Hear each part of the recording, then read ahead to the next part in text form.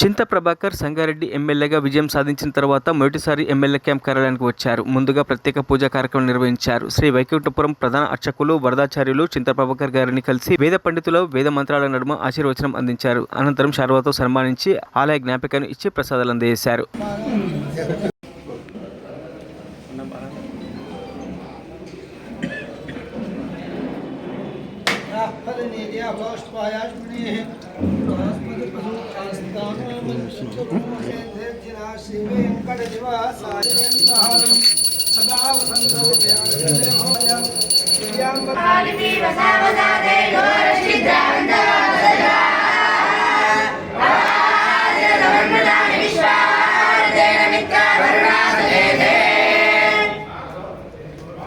శ్రీ శ్రీనివాస కులదైవతే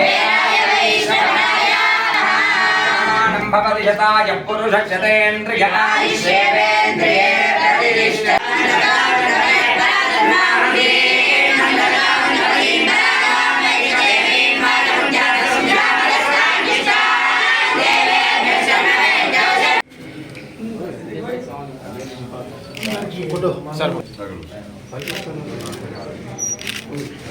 మరిన్ని అప్డేట్స్ కోసం మా ఛానల్ని సబ్స్క్రైబ్ చేయండి.